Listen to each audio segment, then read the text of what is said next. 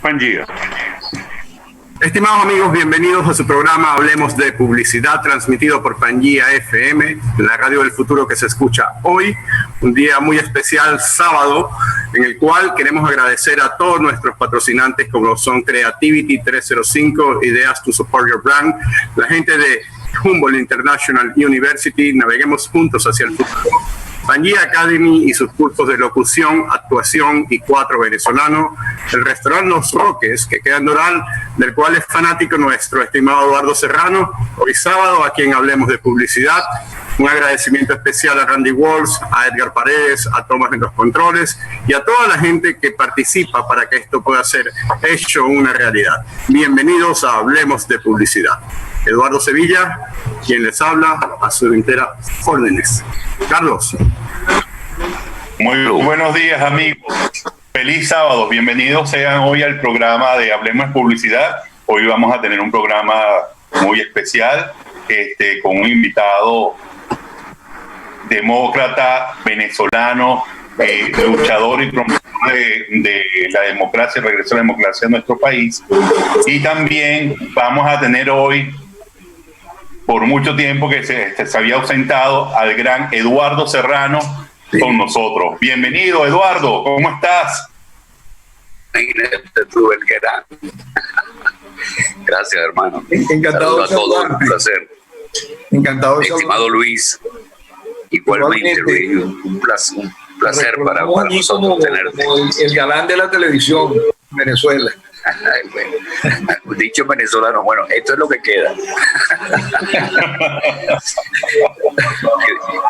Para mí un placer tenerlo, un honor, y que yo me sume a este equipo de trabajo, imagínense, qué gran honor tenerlo en Pangea y en el programa Hablemos de Publicidad.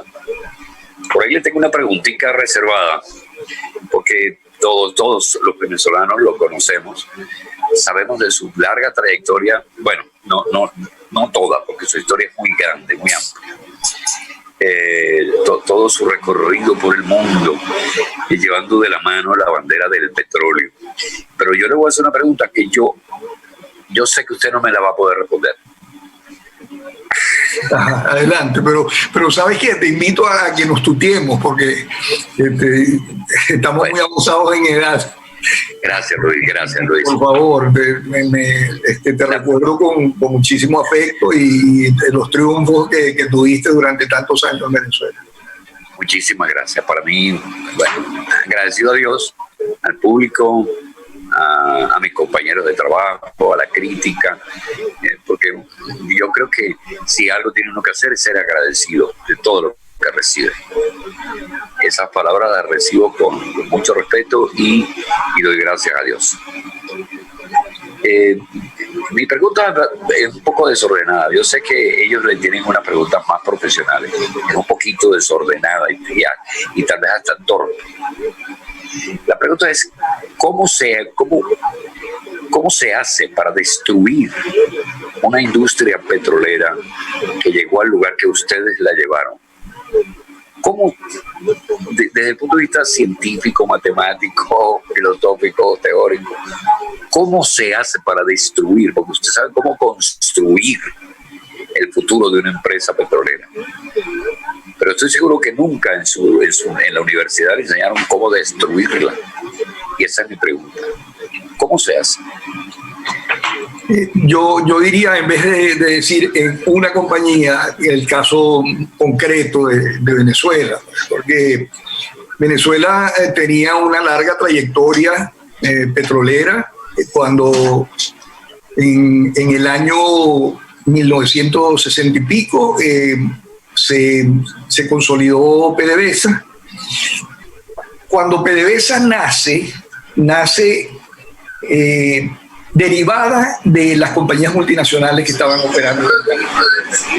Y hubo una fórmula que fue la de que el día en que finalmente se consolidó la fundación de PDVSA, en ese día todas las compañías que estaban operando, a esas compañías se les asignó la tarea hasta la medianoche del día, y al día siguiente amanecían como empresas ya nacionales con las mismas tareas que estaban haciendo, y empezaron a adelantarse entonces en Venezuela las operaciones de todo aquello que llamaron VEN, que no sé si se acuerdan de Lagoven, Maraven, Meneven, Corpoven, todas estas empresas que eran las mismas del día previo, pero hubo una negociación de todas maneras para indemnizar a las compañías que estaban saliendo.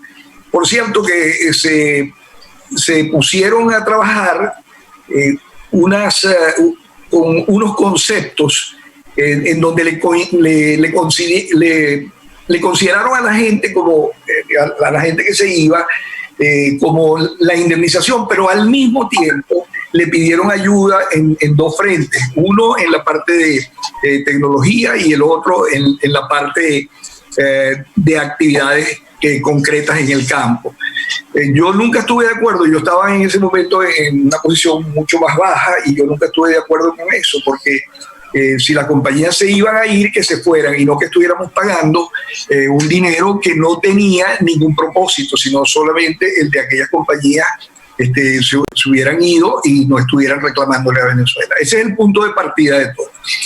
Allí entonces es cuando se puede decir que empieza a consolidarse la idea de la compañía nacional. ¿Por qué? Porque, bueno, una base de hidrocarburos muy amplia, en donde quiera que tú vas en Venezuela, en las cuencas venezolanas, vas a encontrar la posibilidad de tener una buena producción. Y con el correr del tiempo, entonces se tomó la decisión de nacionalizar, que fue bajo el régimen de Carlos Andrés Pérez en su primer gobierno. Se nacionaliza PDVSA y entonces es cuando se da este paso al que yo les he descrito y ya queda PDVSA como el órgano rector de todas las actividades en Venezuela. Las multinacionales se fueron y quedaron estas filiales que se acomodaron alrededor de PDVSA. Hasta ese momento no se puede decir que había grandes transformaciones económicas, no, sino que simplemente se estaba dando un paso que, por cierto, se dio dejando un artículo muy importante que se llamó el artículo 5º, que fue muy discutido políticamente porque mucha gente se oponía, y el artículo 5º lo que abría era una ventana a posibles asociaciones internacionales cuando eso conviniera. ¿No? Aunque muchos de los petroleros se radicalizaban y decían que no, que eso no era necesario en Venezuela. Eso quedó ahí, esa ventanita, que después fue muy importante, porque esa ventana es la que permite que en realidad pueda yo empezar tener un punto de partida para hablarte de lo que es la compañía, cuando ya la compañía se consolidó y las otras compañías se fueron racionalizando y se acoplaron en lo que fue PDVSA. Entonces empieza PDVSA con una cantidad de actividades importantes, pero había que también construir un poco más allá de lo que se estaba haciendo en ese momento. Y ahí te puedo empezar a decir que ahí es donde yo comienzo a entrar en lo que habría de ser eventualmente la tarea que emprendí para la apertura petrolera. Yo tenía primero, desde hacía algún tiempo, conversaciones con mucha gente acerca de cómo debería estructurarse esta compañía, y finalmente empezamos con este trabajo de la compañía hasta que una vez que se designó el directorio en el que yo empecé, ya yo llegué con dos propósitos muy claros. Uno, que era una apertura petrolera, fue muy criticada y me tiraron piedras por todos lados y todo, pero la llevé adelante, y la historia de cómo lo hice y cómo convencí al presidente Caldera y cómo las cosas se pudieron concretar es larga, ¿no? Sería larga, pero lo importante es que esa compañía se consolidó. Y cuando se consolidó hubo un primer paso, mucho antes de mi tiempo arriba, hubo un paso importante que fue el paso de una época en que la refinación estuvo muy mal en el mundo. Las refinerías no operaban, no tenían buenos márgenes ni nada. Y finalmente se rompieron las cadenas, después de las nacionalizaciones, las cadenas integradas, en donde, por ejemplo, en el caso, por ejemplo, de Creole, se integraba con una refinería allá, Shell lo mismo, pero cuando en Venezuela hubo que refinar, Entonces, esa compañía más bien se llevaron una para Curazao y la otra para Aruba y tal. O sea que eso se empezó a limpiar como resultado de este propósito de que la compañía PDVSA fuera más allá de las fronteras de Venezuela. Allí hubo una iniciativa muy importante, todavía antes de mis tiempos en la presidencia, una iniciativa muy importante porque se podían comprar refinerías baratas, porque las refinerías estaban pelando internacionalmente, no tenían el crudo lo tenían los países productores, pero las refinerías no lo tenían. Ahí se hicieron se adelantaron grandes pasos en Alemania con 4 refinerías, en Estados Unidos con 2 refinerías de asfalto y con 5 o 6 refinerías pertenecientes a lo que hoy en día es la Citgo, que en el pasado fue una compañía que se llamó City Service. Y entonces ya con estas compañías... ¿Qué pasó? Se cayó tranquilo. Eso fue lo que pasó. Mira, y hablando de bueno, se cayó, pero hablando un poco de eso de la apertura petrolera, que si bien tú hiciste el inicio de esa modalidad de negocio, porque claro, según lo que yo me acuerdo de la época, la exploración petrolera es una de las cosas más caras para la industria, y eso era una manera de por lo menos sacar provecho a la faja petrolífera del Orinoco, asociándose con otras empresas que tenían más capital para explorar y explotar esa faja. Es así, ¿no? Sí, no, pues vamos para allá, para lo que tú estás diciendo, que es muy importante, para después entonces concluir acerca de hasta dónde llega el proceso de construcción y después cómo viene la destrucción y cómo es posible que la pregunta de Eduardo, ¿cómo es posible que se pueda destruir una cosa como esa?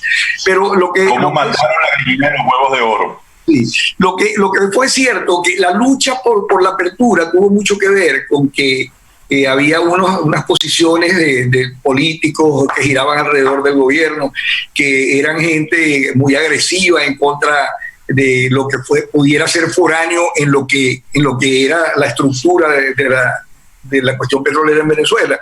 Pero el asunto es que se llega a ese momento y viene la aplicación del artículo 5, que fue lo que salvó la cosa. ¿Por qué? Porque cuando yo llegué a la presidencia de PDVSA, yo mirando hacia adelante veía que probablemente habría, vamos a decir, unos 30 años, 20, 30 años, que se podía crecer en unos 30 años todavía la producción petrolera en Venezuela, pero siempre crudos livianos. Los crudos pesados se iban a empezar a quedar atrás a menos que se hiciera algo con los crudos pesados. Y los crudos pesados en Venezuela se limitan a 2 regiones. Una es la costa oriental del lago de Maracaibo, que donde de verdad, aunque son crudos pesados, son muchísimo más fáciles de operar y de poner a trabajar en ventas de esos crudos y en refinación de esos crudos, comparado con lo que es la faja petrolífera del Orinoco. La faja petrolífera del Orinoco es una inmensa faja que tiene 800 kilómetros de este a oeste y más o menos entre 50 y 60, como una gran salchicha ahí. Entonces, si la ven en los mapas, y es ahí donde había que entrar, porque ahí era muy abundante la cantidad de recursos. No nos podíamos quedar nada más con lo que nos quedaba de los crudos livianos hacia el futuro, sino que había que abrir una puerta para que se pudiera extender la cosa en el caso de Venezuela. Ahí es donde de verdad entro yo fuertemente en acción, con mucha resistencia, por cierto. Después al final les puedo hasta comentar cómo fue que yo pude convencer a Caldera y cómo fue que de verdad llevamos adelante la cosa.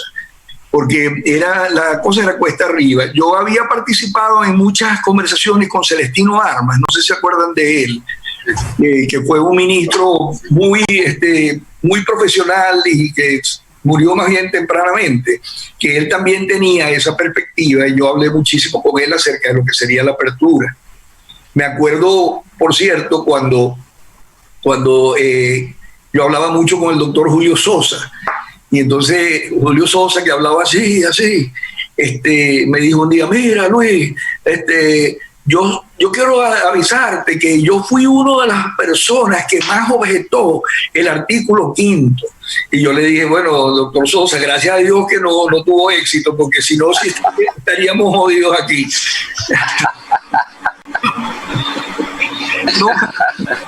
No, pero el hecho es que se llevó adelante la cuestión de la apertura. Eso fue un roadshow, pero de muchos meses por el mundo entero.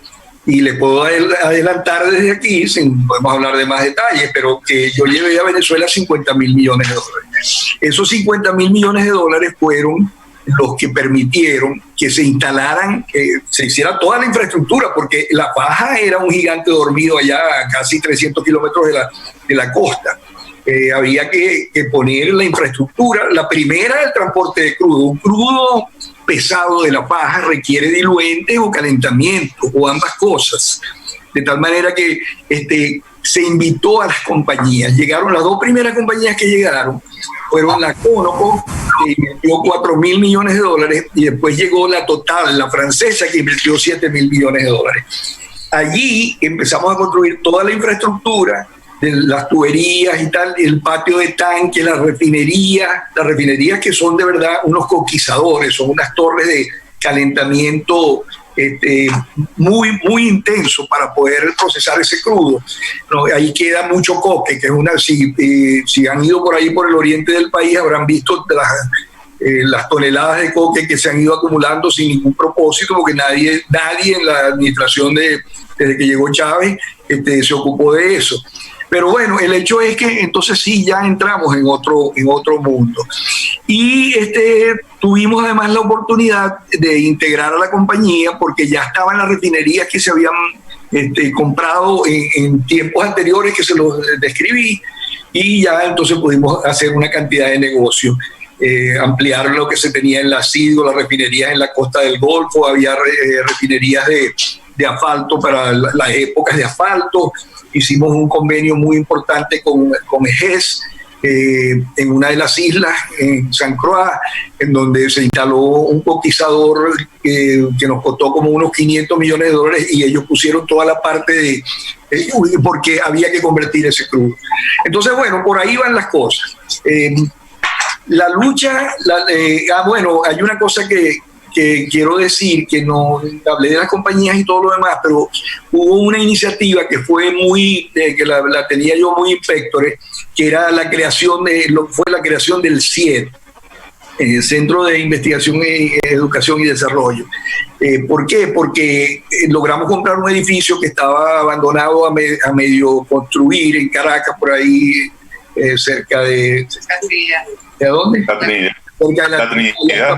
Me olvidé de que no paso por esas carreteras hace tiempo. Hacia el Latillo. Bueno, pero el CIEC fue una obra muy importante, cristalizó de una manera tremenda en Harvard, en Oklahoma, en unas partes donde se destacaba la cuestión petrolera, pero también otras cosas, toda la parte financiera. Lo que pasa es que eso sí lo desbarataron desde el principio. Había un ojo de agua decorativo, y ahí se empezaron a echar palo y a navegar ahí, a tirarse al agua ahí en el espejo ese.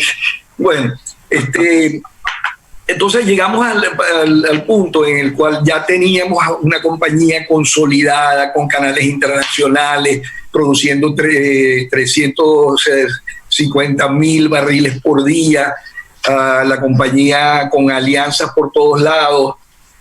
Cuando se hizo la integración, la hicimos con mucho. Ese fue el otro punto. El otro punto fue el de la integración, porque había un concepto que algunos de los directores de las filiales defendían, que era que las tres compañías que quedaron al final, que fueron Lagoven, Maraven y Corpoven, que eso era lo que llamaron las otras gente, los enemigos del proceso, la competencia perfecta. Y para mí, ¿qué competencia perfecta puede haber en una compañía donde tres de los frentes están haciendo exactamente lo mismo, que llegan a competir unos con otros? en donde cuando tú examinas los números, pues por supuesto que se está perdiendo plata, ¿no? Porque se duplica una cosa que no se debería duplicar y se triplicó. Eso lo menciono porque en realidad el CIE tuvo muy buena imagen y trabajó muy bien durante muchos años, y eso también lo destruyeron. Bueno, llegamos ahora a la respuesta para Eduardo. Con una compañía ya consolidada como la que era, que llegó a ser la compañía, llegamos incluso establemente a ser la número 2 del mundo, pero con frecuencia llegamos a tener la compañía número 1 del mundo. Esa compañía era, tú sabes, era foco de reconocimiento, de admiración, de competencia de los profesionales que ahí trabajaban, de integración con negocios en Estados Unidos, en Canadá, en el Medio Oriente, en el Lejano Oriente. O sea que la compañía era una compañía que valía muchísimo dinero. Imposible que en este momento yo recuerde la dimensión del número que podía valer esa compañía. Ahora, ¿qué pasa? Llegó Chávez. Llegó Chávez y ya sabemos por dónde empezó, porque Chávez, que dicho sea de paso, y ya lo mencioné antes, cuando Chávez terminó su campaña y ganó, que creo que fue el día 6 de diciembre, yo me fui a la oficina de Caldera a pedirle al despacho, a pedirle que yo venía a renunciar. Y le dije, no, porque yo, oyendo toda la cantaleta de Chávez durante ese año, yo estaba seguro de que eso lo iban a destruir. Ahí no había, todo lo que Chávez habló, clarito lo fue diciendo, lo fue acabando. Entonces, en definitiva, ese día yo salí en Miraflores, que siempre traen los periodistas y tal, y les dije, bueno, aquí hay un gobierno nuevo y ya yo me voy. Caldera, sin embargo, me exigió, me dijo, como condición para aprobarme la salida, me dijo, pero quiero que te quedes conmigo hasta el último día. Esa es la única condición que te voy a poner. Y dije, bueno, está bien, si eso es lo que usted es necesario, pues me quedo. Claro que después vino toda la lata cuando Chávez empezó a promover su cuestión y metió a Eli Rodríguez y metió no sé, ya ni me acuerdo cuánto. ¿A quién? A Bernard Momer, imagínate, semejante joyita. Bueno, el hecho es que entonces empezó el desastre. Chávez, con una de sus hijas, la mayor, estaba casada otra hija con el que es canciller, Jorge Arreaza, que es un bandido, y a otras personas configuraron, y se me está pasando el rey de la corrupción, Rafael Ramírez. Bueno, estos tipos aliados con Chávez desbancaron a PDVSA. Cuando Chávez se encargó, ya en cuestión de pocos meses, ya la producción había caído, pero no por declinación, sino simplemente porque se habían robado los volúmenes de petróleo, se habían robado, le empezaron a robar las arcas de PDVSA. ¿Cómo se robaban los volúmenes de petróleo, Luis? Bueno, porque los regalaban. O sea, Chávez le regalaba petróleo a todo el mundo. Pues mira, el primer movimiento le regalaron como 100,000 barriles por día a Cuba, recién instalado en la presidencia. Y después a Argentina, a Uruguay, a Bolivia. Recuerdo una breve anécdota aquí, que cuando Evo Morales ganó la presidencia de Bolivia por primera vez, celebraban en la televisión, aparecían celebrando Chávez y Evo Morales, en donde le dijo, Evo, los 50 millones de dólares que te di no me los tienes que devolver, son mi regalo para ti. Bueno, empezaron a regalar petróleo. Rafael Ramírez, no a regalar, a robar, pero como no tienes idea. Entonces, bueno, por supuesto, robo aquí, robo allá, robo más allá, regalo para allá y todo lo demás. Empezó la producción. Y además estos tipos todos incompetentes. Rafael Ramírez es un tipo con un origen que no tiene absolutamente nada que ver con las competencias que requiere un petrolero, pero bueno, por ahí anda con los millones, en las maletas llenas de millones. Entonces, ¿qué es lo que pasa, Eduardo? Que se empiezan a descuidar las cosas. empiezan a atentar también contra los trabajadores, los despidos. Y cuando tú tienes una compañía en donde existe un estado de ánimo positivo y a la gente le gusta su profesión, puede ser muy eficiente en la producción de los campos, puede ser muy eficiente en la refinería, que es un tema mucho más complejo, pero eso requiere su atención. ¿Por qué las refinerías en Venezuela hoy en día no funcionan? Bueno, porque una refinería en cualquier parte del mundo tiene unos ciclos, y esos ciclos son para que hay que hacer paradas de planta cuando el equipo ya no va a funcionar con buen rendimiento y se va deteriorando. Pero como nunca hacen las paradas de planta, nunca han corregido nada, las plantas de craqueo catalítico, que son las de la gasolina, ¿no? Esas están destruidas. Hay otras que se llaman las de alquilación, que son para la gasolina de alto octanaje, eso tampoco funciona. Por no decir que ya no hay gasolina en Venezuela. Ya ustedes habrán quizás visto la historia de lo que son los tanqueros estos que traen, que Trump los mandó para atrás y todo lo demás. Entonces, claro, ya la compañía es una compañía que aparece de última en las listas. ¿Por qué? Porque no tiene interlocutores, no tiene competencia, no tiene el volumen de producción que tuvo, que se ha quedado ahorita como en 350.000 barriles por día, después de que eso tenía 3.500 millones de barriles por día. Entonces, eso ha hecho que, dígame los cuerpos directivos, la gente, los tipos, yo no sé ni de dónde salieron estos tipos, ¿no? Entonces, bueno, ahí la respuesta es Eduardo, perdonen que me he extendido un poco, pero y es así en todos los campos están destruidos, todo el lago de Maracaibo, las aguas del lago de Maracaibo son un desastre, y aunque hay muchísimo petróleo ahí, porque ahí hay oportunidades, pero naturalmente habrá que entrar de una manera muy fuerte a tratar de arreglar esas cosas. Ahí, por cierto, y con esto para no cansarlos tanto en un monólogo aquí, hay mucho interés en Venezuela todavía, no por la cosa petrolera. ¿Por qué? Por las reservas, pues, porque las reservas son muy abundantes y unas compañías grandes como la Exxon, la Chevron, la Shell, les interesa, son compañías que producen, vamos a decir, 1,5 millones de barriles por día, y hay que ver lo que es para traer 1,5 millones todos los días al trabajo, ¿no? Entonces, buscan estar siempre colocadas en donde hay petróleo abundante, sobre todo las majors.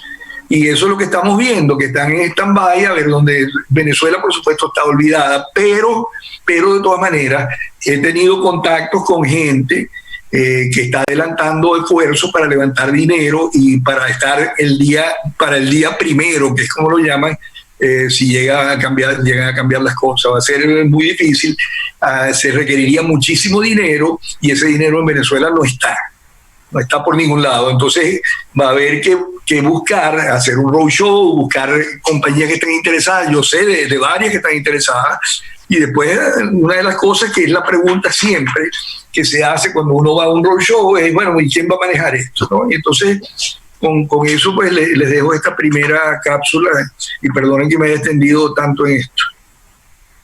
Eduardo Serrano. Eduardito te iba a preguntar algo, ¿no, Eduardo?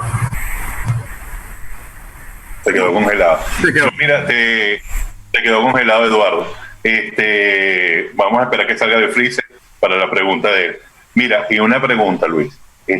Con todo este panorama, la industria que está totalmente destruida en Venezuela, ¿cuál es el pronóstico el día primero, el día que caiga el gobierno y, bueno, entre otra vez la democracia?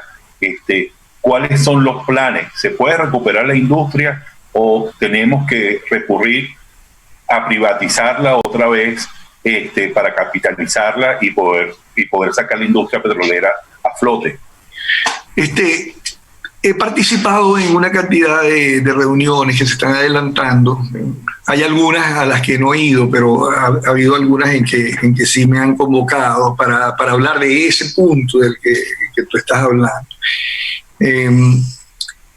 La cosa va a ser muy difícil porque, como les decía antes, la inversión es grande. Si, por ejemplo, yo quisiera especular un poquito con los números como para arrancar de nuevo, probablemente habría que construir un fondo que sea por lo menos de unos 20.000 millones. 20.000 millones de dólares. La pregunta es si el proceso político y el proceso institucional que se va a derivar, vamos a asumir que se sacó Maduro, salió Maduro, hay toda esta discusión acerca de quién va a manejar esto, que si Guaidó, que no sé qué más, que la otra persona y todo lo demás, pero no sabemos todavía qué camino van a tomar las cosas. Pero habría entonces que tratar de... Hay dos posibles condiciones en esto, ¿no? Una es, y ha sido discutido en estas reuniones en las que he participado, pero esto no es con los fondos internacionales de nada, sino con gente de Venezuela que está aquí, que ha estado analizando el proceso. Ahí habría que buscar mucho dinero, internacionalmente para arrancar. No estoy muy seguro de que los interesados vayan a reaccionar muy rápido a un roadshow, pero sí creo que hay posibilidades. Tiene que haber mucho dinero, tiene que haber además un compromiso con la búsqueda de personal que de verdad pueda rendir unos dividendos. Entonces ahí ha habido una discusión que ha ido así de un lado para otro, en donde hay dos posiciones.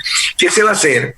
¿Se continúa con Petróleos de Venezuela, se trata de rescatar a Petróleo de Venezuela, o simplemente Petróleo de Venezuela se elimina y entonces se puede hacer una apertura con básicamente lo que tú estás diciendo, con inversiones internacionales en donde se le dé participación a la compañía, muy al estilo de lo que hubo mucho antes, pues, pero ahora con más espacio, con mejores tecnologías, con mejor conocimiento y mejores posibilidades de que se consiga apoyo internacional.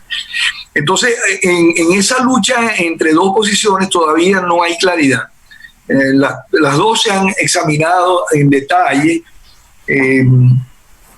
Yo creo que la nómina de PDVSA, que cuando yo la dejé tenía 35.000 empleados, más o menos empleados, unos 35.000, y hoy en día creo que tiene como 130.000, una cosa así, ¿no? Entonces, claro, no se puede pensar en una PDVSA con estos 130.000 empleados, porque es una carga que no la aguanta ninguna empresa. Entonces, si se fuera a rescatar a PDVSA, lo primero que hay que hacer es qué se va a hacer con esa gente. Tendría que haber un proyecto nacional porque esa gente no la van a matar, pues.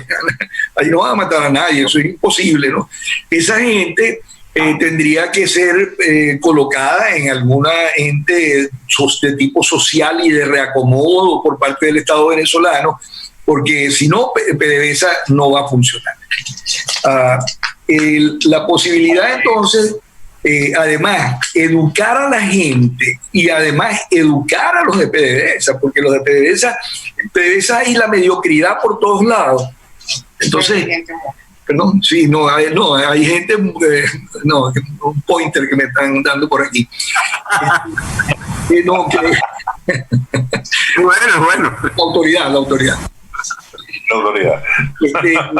Entonces la cuestión de PDVSA yo la veo un poco oscura. Sin embargo, no se descarta la posibilidad de que si a los capitales internacionales que se puedan levantar les interesa algún tipo de aspecto de PDVSA como está hoy en día, que me parece cuesta arriba, y probablemente lo que habría que hacer es acabar con PDVSA. Pero eso va a ser, si es así, va a haber una lucha política porque... En serio. Tú oyes los mensajes, tú oyes lo que opina la gente, y que si la nacionalidad y tal, y no sé qué, cuando en realidad una empresa es una empresa, y una empresa es para generar dividendos y para generar riqueza y para poder apoyar a sus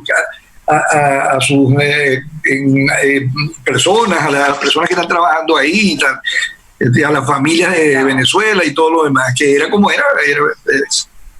Mira, Luis, te tengo una consulta. Te voy a hacer la pregunta de dos formas, ¿ok? Realmente, cuando estabas tú dirigiendo todos estos procesos de desarrollo en Venezuela, una pregunta que me hago yo, si te tocó en algún momento tomar decisiones que tuviesen que ver con la promoción de la empresa a nivel internacional o simplemente con la comunicación con el pueblo venezolano a través de la publicidad o a través de la promoción. Esa es una. Bueno, es importante lo que tú estás diciendo por lo siguiente. Definitivamente había una parte que era la parte internacional. A mí inclusive, bueno, no quiero que esto suene así como pretencioso, pero a mí me nombraron lo que llaman World Oil Executive of the Year, el año que se hizo lo de, me premiaron y todo eso, ¿no? Pero en efecto, la cosa en Venezuela siempre tiene esa tonalidad también de que, bueno, hay que convencer a los venezolanos y tal. Y una de las cosas que yo hice fue que nosotros pusimos una unidad, que no me acuerdo cómo se llamó, en donde le dimos bonos a los venezolanos. Lo que pasa es que eso después le pasaron por encima, ¿no? Unos bonos que rindieron bien y todo lo demás. Y ahora, yo sí fui en Venezuela a todas partes también. No creas que yo me fui nada más internacional.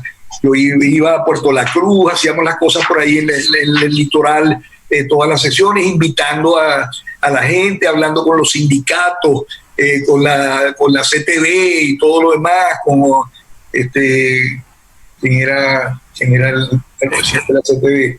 Carlos Ortega. Bueno, vino después Carlos Ortega, que es muy amigo mío.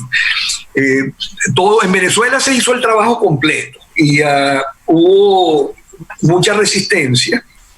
Aquí es donde entra un poco la cuestión de las anécdotas, ¿no? Pero no quiero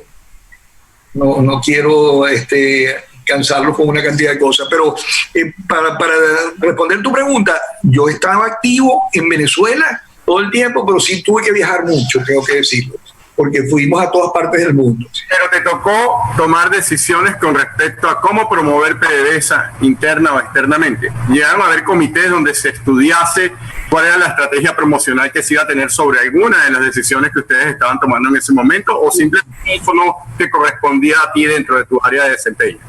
No, sí, consultábamos mucho, ¿no? Tengo que decir que consultábamos mucho, teníamos una unidad ahorita no me acuerdo quién, creo que estaba Enrique Coello, que era en Venezuela hablando todo el tiempo con todas las fuerzas en Venezuela. Había mucha oposición, por cierto, ¿no? Claro. Nunca nos echamos para atrás con eso, había que convencer a los venezolanos también. Y aquí, por ejemplo, entro en lo que te decía. En un momento dado la cosa se puso cuesta arriba porque me empezaron a bombardear en la prensa. Empezaron a decir, los pseudopetroleros venezolanos de aquella época, empezaron a decir que yo estaba dando unas áreas muy grandes, ¿no? Y que al mismo tiempo que estaba poniendo unas condiciones laxas y todo lo demás. Empezó esa discusión. Esa discusión subió inclusive hasta donde Caldera, que tenía sus preocupaciones con esto. Entonces yo empecé un trabajo para tratar de que habláramos con el presidente cara a cara y con todas las cosas sobre la mesa. El ministro Arrieta, que en paz descanse, murió, él me dijo un día, porque yo le decía siempre de la apertura, mira que nosotros tenemos que abrirnos y tal, cuando ya yo era presidente de PDVSA, y yo iba todas las semanas a una reunión semanal que había en su despacho. Y todos los días yo le decía, mira, tenemos que hablar con la gente, tenemos que promover la apertura, y entonces, porque además vamos a abordar, si tenemos éxito, vamos a abordar situaciones de riesgo, que es mejor compartirlo y todo lo demás. Y entonces él me decía, no, hombre, chico, ¿qué riesgo ni qué riesgo? El riesgo es que uno vaya a un campo y lo muerde una culebra, y para eso hay que, uno se pone unas botas y ya está, ¿no? Yo le decía, sí, así mismo es. ¿No? Entonces, un día, en medio de esa lucha, a mí se me ocurrió una idea. A mí se me ocurrió lo siguiente. Estábamos preparando unos documentos para justificar la cuestión de la apertura. Esos documentos los teníamos ahí con un grupo. Yo siempre tenía un grupo pequeño más bien para que la compañía rodara con todo el mundo en sus tareas y tal, al tiempo que nosotros estábamos concibiendo todo esto, ¿no? Entonces, yo hablando con los muchachos que me estaban preparando la información, yo estaba inquieto porque se estaban tardando mucho. Le dije, mira, vamos a hacer una cosa, aquí está este documento y hágame el favor, y me los ponen en pasta con letras de oro, no, que queden bien bonitos. Me dice, pero bueno, si estos son borradores, no importa, así es como yo los quiero. Entonces me llevo un día, cuando voy al despacho del ministro, llego a la puerta y cuando me abre la puerta y me mandan a pasar, pasan y yo le digo a un tipo que llegué yo con una carrucha, porque yo mandé a contar cuántos ministros se sentaban en el gabinete. Y entonces mandé a hacer copias para cada uno de ellos, de los libros que eran puro borrador. Entonces yo entro con el tipo, entra con la carrucha y entonces me dice, ¿qué vaina es esta? Me dice, yo le digo, bueno, esto es tu proyecto, le digo yo. ¿Qué proyecto, chico? Entonces yo le digo, el proyecto de la apertura del que te he venido hablando. Entonces me dice, pero yo te dije que no, porque Caldera no quiere, porque Sosa tampoco y tal. Y yo le digo, chico, mira, aquí en lo que va de año, aquí no hay ningún ministro que haya hecho una huella interesante en lo que está pasando en este país. Aquí tienes la oportunidad simplemente de ser tu velero de todo esto. Y entonces yo veo que se queda así como pensativo y me dice, bueno, vamos a ver y tal. Bueno, pasa el tiempo y vamos otra vez la semana siguiente y tal. Entonces un día me dijo, bueno, pero es que el presidente Caldera está opuesto y tal. Y yo le digo, pero bueno, pero si tú eres un tipo, tú eres un discípulo de Caldera, yo empiezo a convencerlo a él, ¿no? Ahí es donde en esos tiempos Julio Sosa me dijo lo que me dijo. Entonces, total, es que un día me dice, te conseguí cita para ir a la reunión de gabinete. Y entonces, bueno, yo voy a la reunión de gabinete y yo entro y veo que en todos donde estaban sentados los ministros estaban los dos tomos. Cada uno tenía sus dos libros allí, uno azul y uno gris, no, con letras de oro y tal. Entonces yo entro, hago una presentación y creo que va a haber una discusión y entonces Caldera dice al final, no, esto es un tema muy complejo, aquí no vamos a resolver esto hoy, yo quiero instar a todos los miembros del gabinete a que se estudien bien esto, ¿no? Y después la semana que viene volvemos. Entonces cuando yo voy saliendo, yo pelo el ojo y veo que en los libros que tiene Caldera tenía clips, pero como en cada uno de los dos libros tenía como 40 clips metidos. Entonces yo me pongo a pensar, yo no puedo ponerme a discutir con Caldera, ¿no? De todos los puntos, un tipo que redactó la ley del trabajo y no sé qué, me van a meter a mí en un callejón, ¿no? Entonces, total, es que me voy a la oficina y una semana después me llaman del despacho del presidente, el muchacho que se llamaba Ramón Cardoso, que era el que manejaba la cuestión de la organización de las reuniones.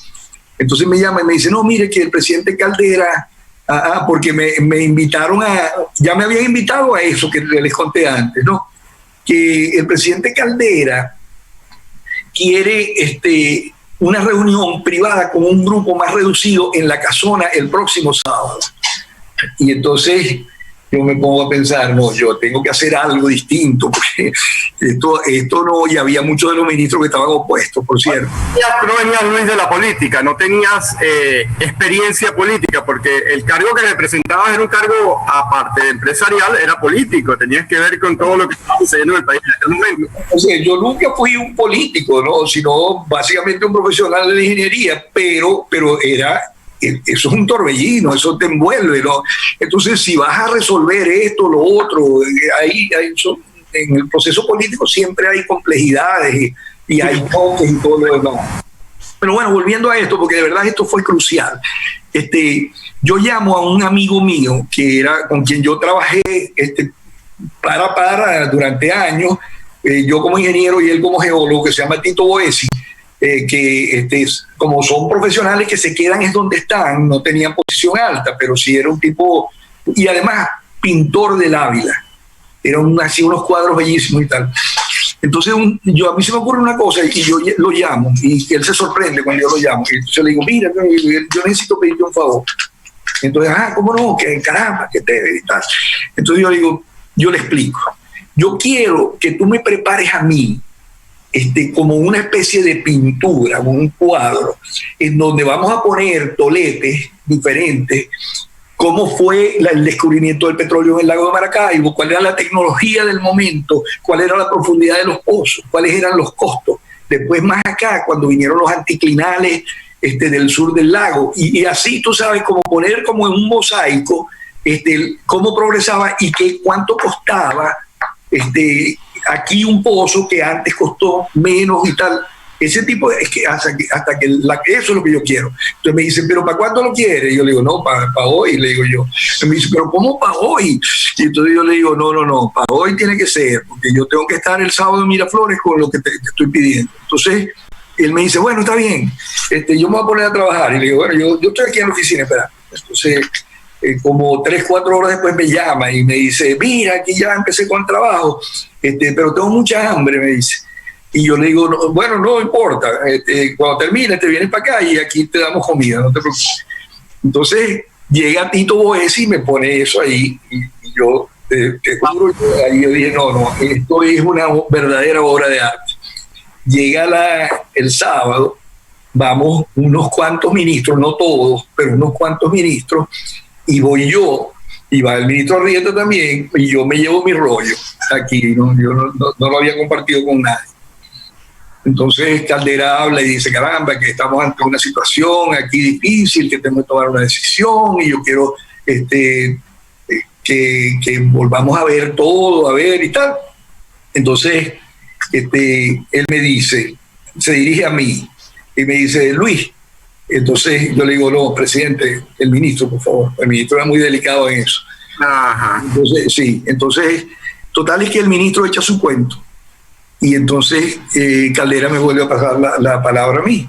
Entonces yo le digo, presidente, yo tengo algo que enseñarle, pero yo primero quiero pedirle que me conceda unos minutos, porque yo quiero compartir con usted una reflexión.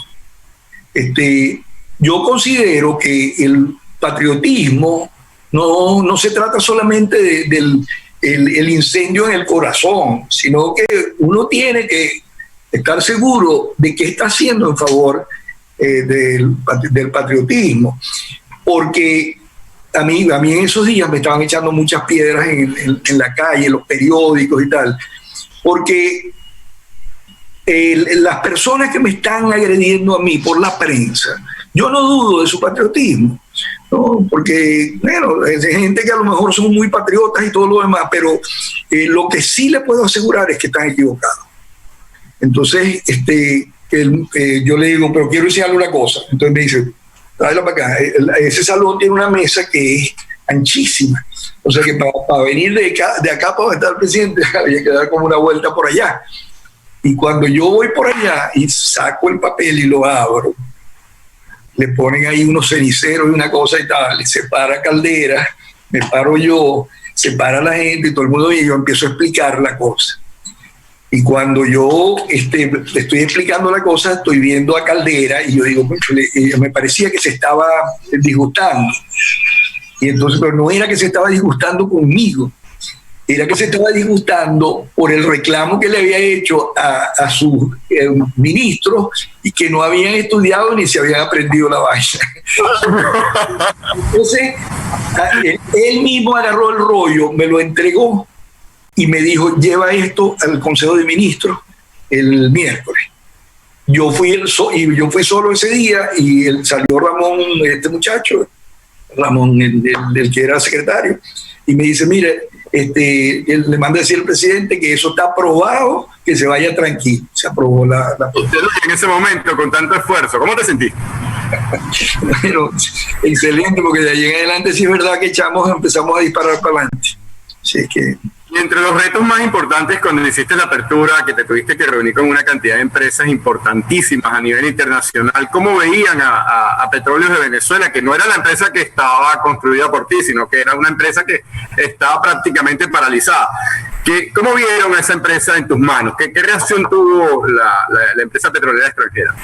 No, es muy positivo, porque ellos con PDVSA vieron que ahí había de verdad muchísimo campo para tener asociaciones. Y fíjate tú que en Venezuela, en ese nuevo paso, en ese nuevo trayecto, estaban todas las multinacionales ahí.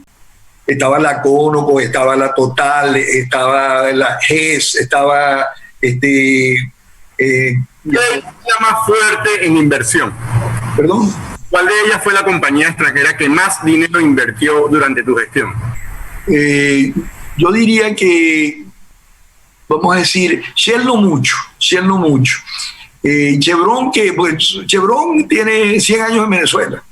No sé si ustedes, sobre todo la gente del estado Zulia, Campo Boscán y la refinería esa que tienen allá, Chevron fue muy intensa. También fue intenso la Conoco Phillips, que ahora hoy en día es Conoco Phillips. Los franceses entraron duro.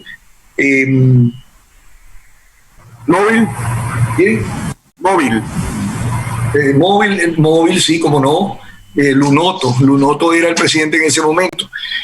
Lunoto, cuando yo decidí poner la renuncia, estaba conmigo en mi oficina y después me invitó para que formara parte del consejo de la Móvil, pero yo terminé estando fue en el consejo directivo de Shell. Nosotros estuvimos viviendo 6 años en Londres porque yo estaba allá en el consejo directivo de Shell y además estaba también en un instituto que tenía allí. Y estuve trabajando con él en Londres durante mucho tiempo. Pero en efecto, casi todas las compañías concurrieron. Y bueno, GES, por cierto, lo que les hablé del cotizador, y teníamos mucha actividad, porque por ejemplo había 2 refinerías que eran para asfalto puramente. Hay una refinería todavía que está al norte de Chicago, por ahí. Total, Venezuela llegó a ser un país de verdad muy integrado con las compañías internacionales. Oye, me gustaría hacerte una pregunta, Luis, porque por mucho tiempo allá en Venezuela yo diseñé revistas para la industria. Me acuerdo del cuaderno La Goben y publicaciones por ese estilo. Pero me acuerdo de también un producto que fue hito en Venezuela, que se le hizo mucha promoción, que fue la olimulsión, y que Chávez prácticamente se la cedió a China. ¿Me podrías explicar rápidamente qué era la olimulsión? Sí, claro. La faja del Orinoco, como les dije, tiene 800 kilómetros de este a oeste y como unos 80 kilómetros, entre 80 y 50 variables de norte a sur. En la medida que tú vas de oriente a occidente, los crudos son más pesados y más viscosos. La última parte, que se llamaba, porque los nombres se los cambiaron todos, eso tenía su historia y su nombramiento, se llamaba Machete. Esa última parte, que se llamaba Machete, era con un crudo de 6 grados API, 5, 6, 7 grados API, casi imposible de mover. No era carbón, pero tampoco era petróleo, ¿no? Sino que era como un intermedio entre eso. Entonces, nosotros lo que hicimos fue, y aquí cuando digo nosotros, me refiero que yo estaba también involucrado en esa época, pero no era, cuando nace la olimulsión, yo no era todavía presidente de PDVSA, aunque estuve cerca pues, con la olimulsión. Y además tuve la oportunidad de trabajar con eso también. Entonces, lo que se decidió fue que esos volúmenes que no se podían procesar, esto fue antes de la apertura, porque la apertura después ya pusimos todos los diluentes y todo lo demás, que utilizamos, se empezó a diseñar una emulsión, y esa emulsión llevaba ese crudo muy duro, calentado, y se empezaron a buscar catalizadores que permitieran que hubiera buena combustión de esos crudos y que se pudieran utilizar para sustituir carbón y exportarlo en la olimulsión hacia el mundo entero. Hubo un proyecto importante cerca de Nueva York, no me acuerdo cuál era el nombre de la compañía, pero fue el primero, el proyecto piloto. Y después yo tuve la oportunidad, siendo presidente de PDVSA, de reunirme con el que era gobernador aquí en Florida, un señor bastante mayor que murió desde hace tiempo, que era el que tenía la última palabra, y ese que tenía la última palabra tuvimos que hacer cabildeo y todo lo demás con un tipo que era su oftalmólogo, que vivía en Puerto Rico y nos acompañó hasta su casa y tuvimos una reunión allá. Sin embargo, no fue fructífera la reunión porque el viejo al principio no entendíamos por qué, porque había gente que estaba trabajando para él en el asunto y que nos decía que sí era importante porque ellos tenían que quemar carbón y nosotros estábamos ofreciendo esta emulsión. Pero ahí lo que pasó fue lo siguiente, que había otros intereses. No, los carboneros cuando empezamos a hablar con este señor, nos dimos cuenta que había un obstáculo grande. Sin embargo, él no pudo rechazarnos de inmediato, sino que él puso a trabajar su maquinaria y dijo que después nos iba a dar la oportunidad. Y eso al final derivó en tener una especie de foro abierto para tomar la decisión. Y yo siempre me acuerdo de un detalle que es el único que importa para saber de lo que pasó ahí, ¿no? De todo, porque evidentemente había una gran resistencia y una mujer se paró, levantó la mano y le dieron la palabra, y entonces ella dijo, no, es que yo estoy aquí con mi niña de 12 años, no sé, una niña, y ella quiere hacer una pregunta, pero está muy nerviosa. Ella quiere intervenir. Y entonces yo le hablo después. Sigue la reunión, entonces al rato la mujer vuelve a levantar la mano y dice, no, ya ella está más tranquila, ella quiere hablar. Entonces lo único que dijo la niña fue, es que yo no quiero que se mueran los animalitos, porque era la vida sexual de los manatíes, lo que querían proteger, que de paso la orimulsión no tenía capacidad para dañar las cosas, era una cosa bastante sólida. Entonces, bueno, ahí murió con lo de los animalitos. Entonces ahí, y ya después quedó todavía en la que estaba en la parte norte, sí quedó por un rato más y después, bueno, a la larga, pues salió del mercado porque la terminó el que le puso el requescate impache fue, ¿cómo se llama? El judío Bernard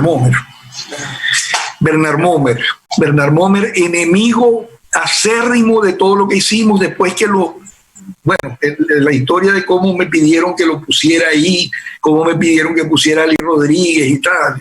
Pero bueno, a la larga... Sí, porque la emulsión llegó hasta... a Europa y a todas partes. A Italia, para unas plantas eléctricas y todo eso. Bueno, es que era porque el tipo de Florida Power and Light quería comprarlo porque era muchísimo más barato para la compañía eléctrica, pero ahí el gobernador mató eso.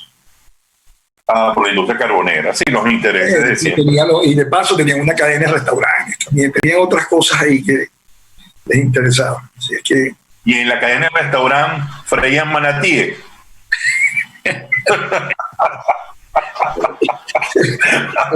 Comían postilete de manatí, no sé. Sí, vale. Yo me acuerdo que durante la apertura estaban viniendo las empresas extranjeras. Me acuerdo, creo que era British, si no me equivoco. Le estaba haciendo un material y era sobre en Venezuela, ¿no? Era Cuadernos La Buena, no me acuerdo qué publicación era concretamente. Era el director de arte de una agencia llamada Sketch. Y ellos, ¿cómo se llama? Ellos están haciendo hincapié en la conservación de la cultura indígena, especialmente los indios pemones, y cómo estaban ayudando a la educación y a la educación de la, ¿cómo se llama?, la comunidad pemona en ese momento.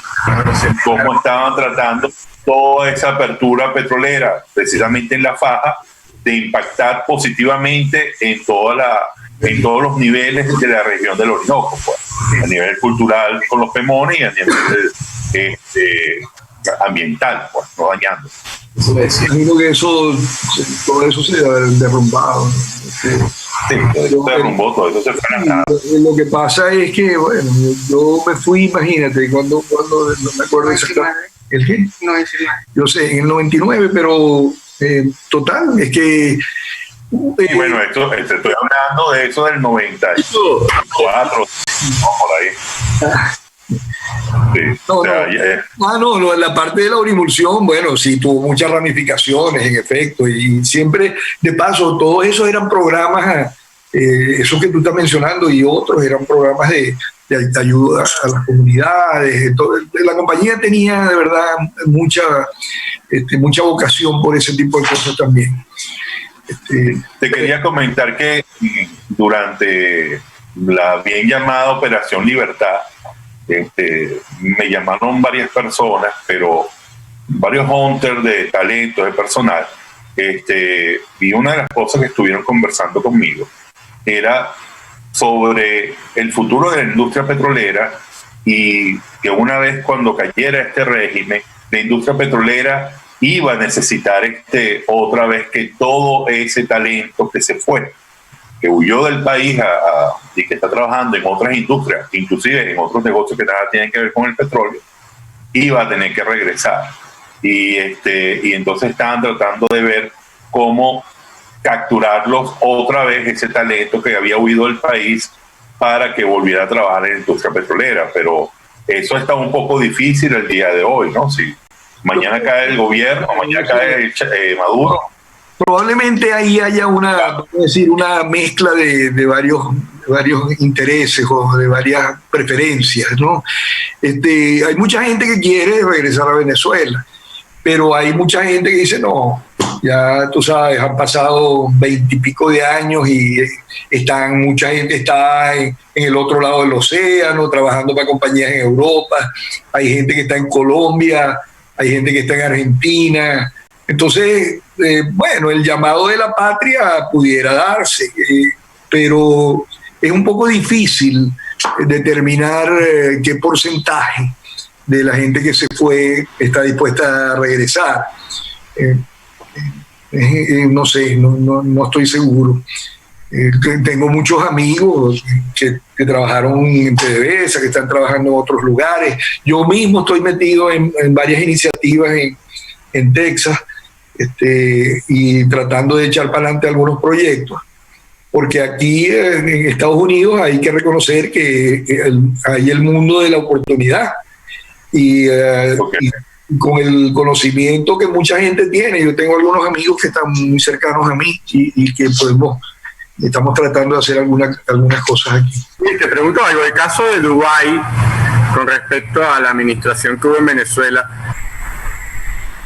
Yo no conozco mucho el tema, pero en teoría el petróleo ayudó a un país como Dubái a surgir, a una región.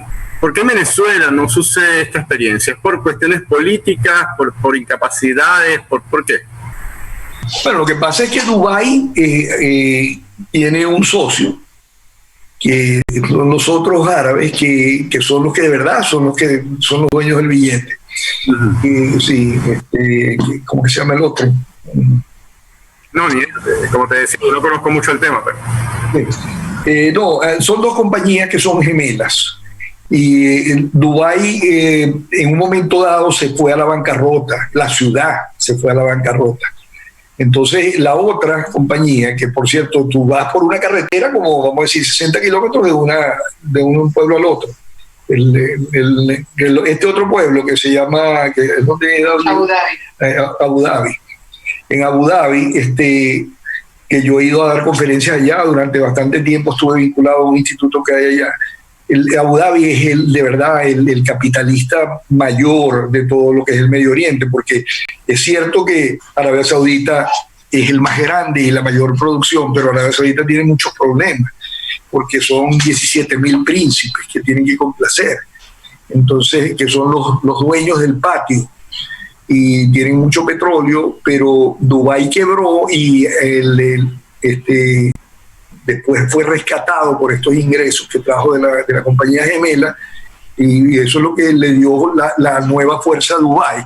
En Venezuela, yo diría que como PDVSA era una multifacética, Entonces se atendían muchas cosas de diversa índole desde la compañía, pues.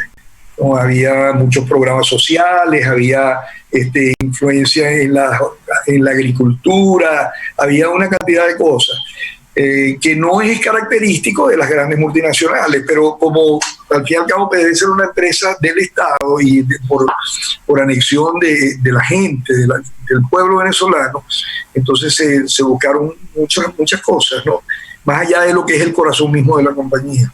Pero sí se puede hacer, todo se puede hacer. Lo que pasa es que todo depende del interés, de la fuerza con la que se haga el trabajo y que de verdad se pueda cristalizar en las cosas.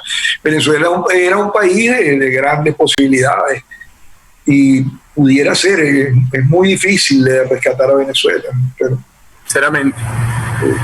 con este asunto de Maduro y no sé qué, y cómo pinta Guaidó y todo lo demás, es muy difícil saber cuál va a ser el resultado de eso.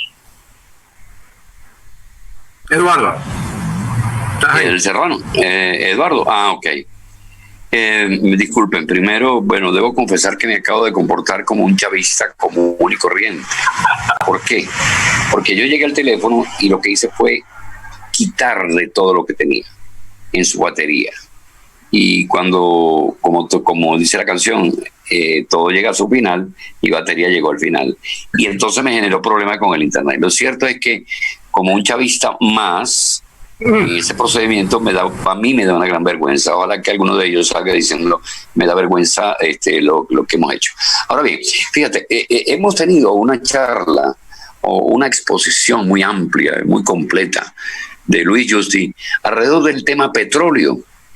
Pero a mí me gustaría hurgar un poquito en la persona, en Luis. Porque él, como muchos jóvenes, fueron a una universidad llena de ilusiones, con proyectos. Uno en la universidad termina de consolidar el proyecto y dice, sí, es verdad, sí me gusta esta rama.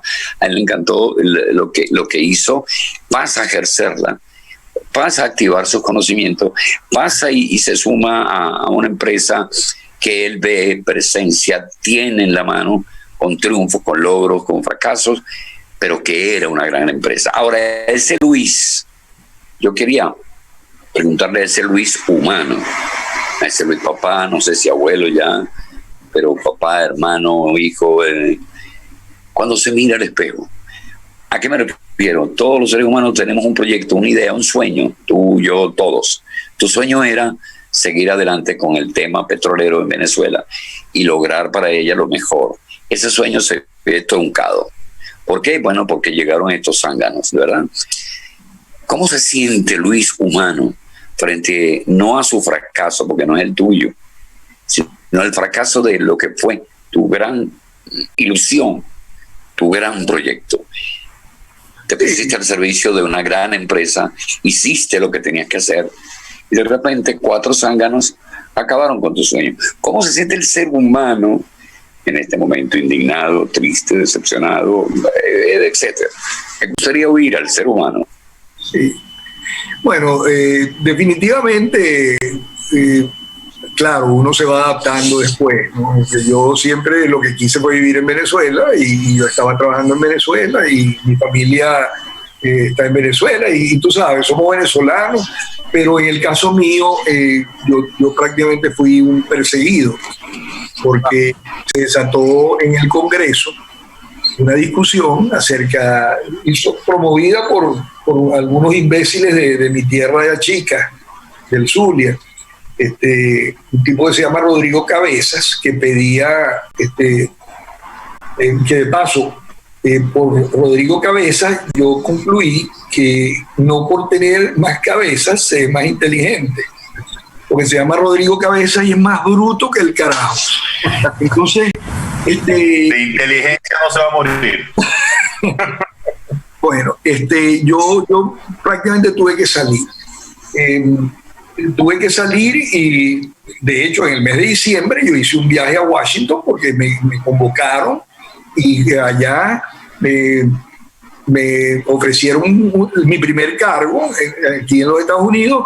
Inmediatamente el mes siguiente yo empecé a trabajar en un think tank que se llama Tanque de Pensamiento, que se llama CSIS, Y ahí empezamos, mi esposa y yo, empezamos ahí los dos solitos a arrancar en Washington, en donde terminamos viviendo como, yo creo que como casi 15 años vivimos en Washington, ¿no? Entonces, para tocar el tema tuyo, Eduardo, sin duda alguna, de verdad, tristeza.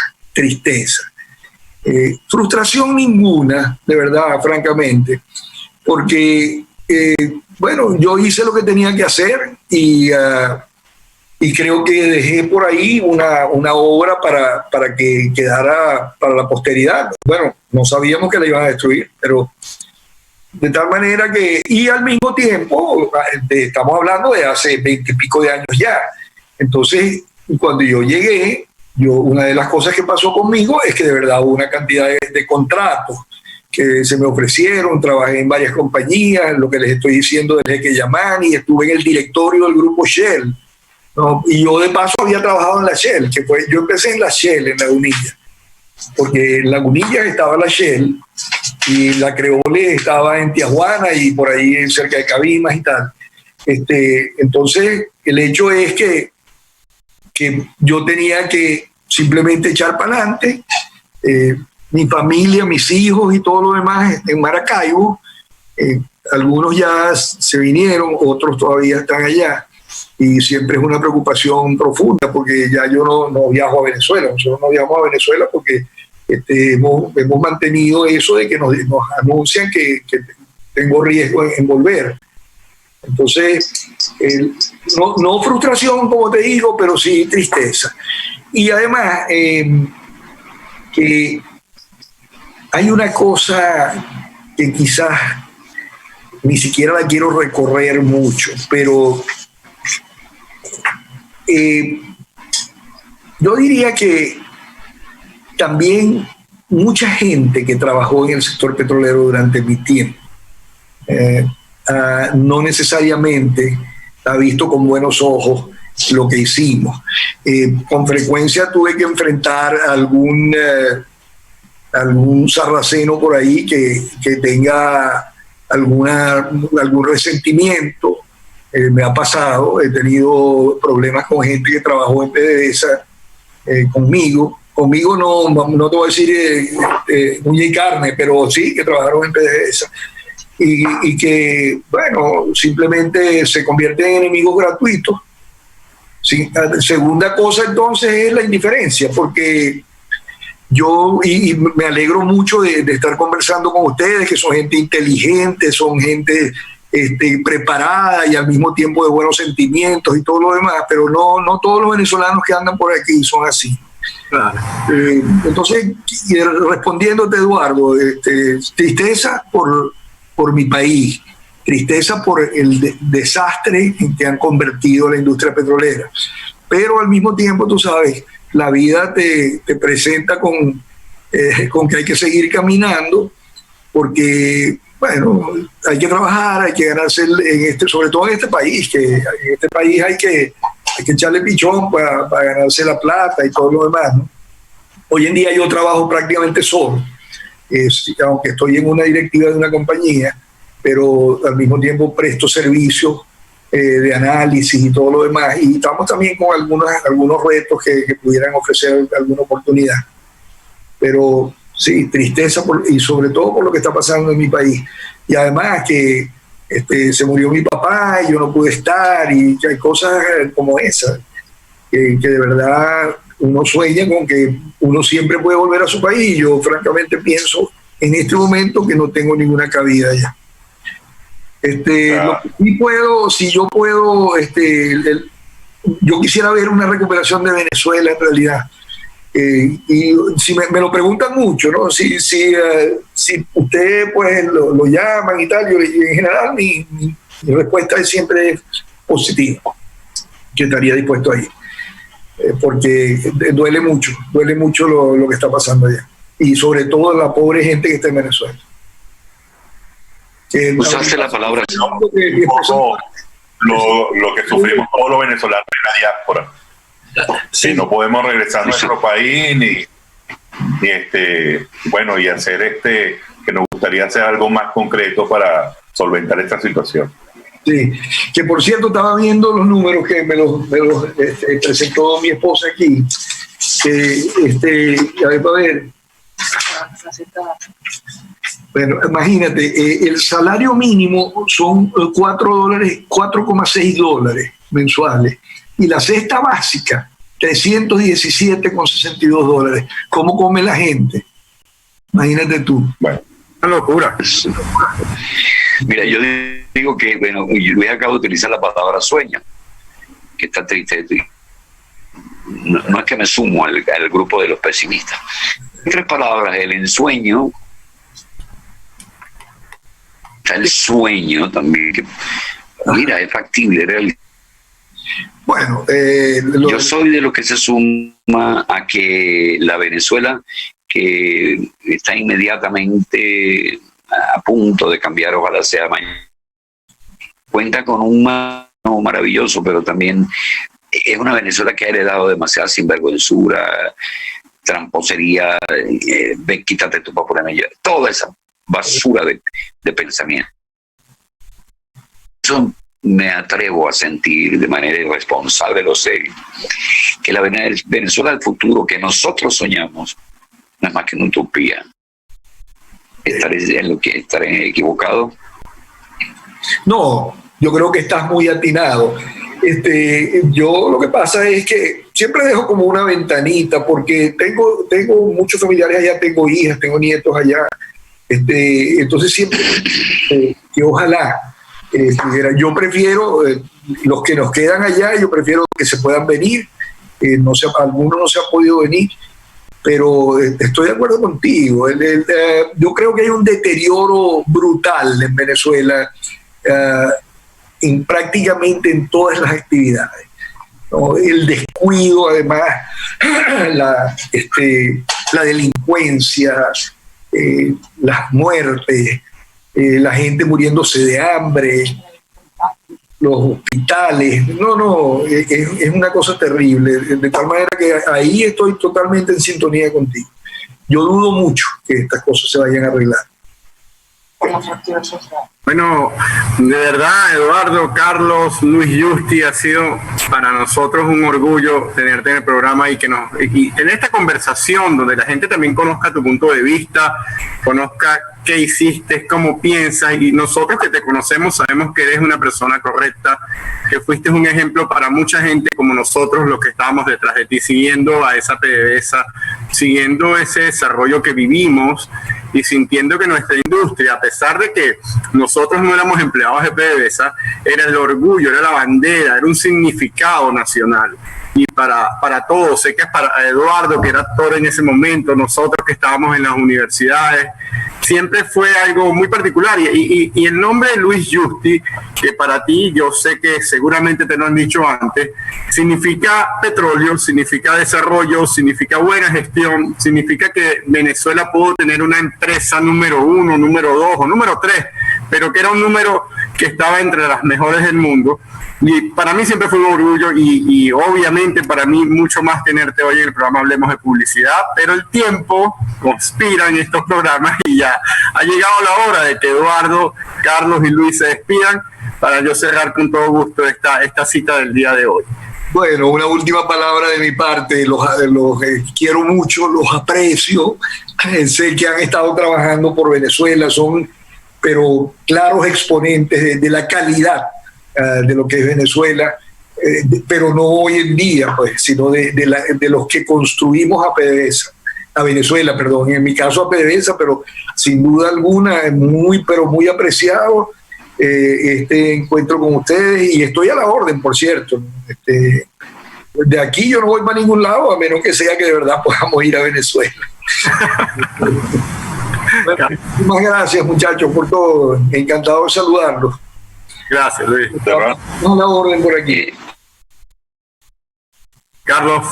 De reiterar lo que digo. Bueno, amigos, muchísimas gracias por haber asistido al programa de hoy. Luis, muy agradecido, fue un programa bien interesante.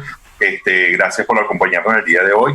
Sí, me gustaría, antes de retirarnos, hacerle llegar nuestras condolencias del equipo de Hablemos de Publicidad y de la familia Pangía a nuestra amiga Granja González, que lamentablemente su madre falleció el día de ayer.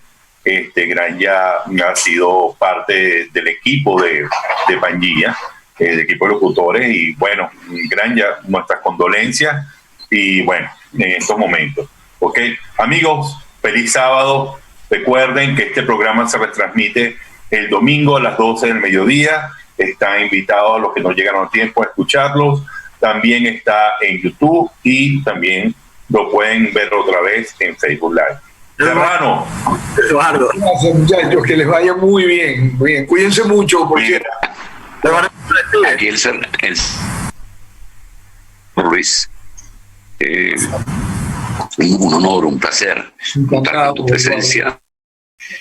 Es innegable, eres prestigio.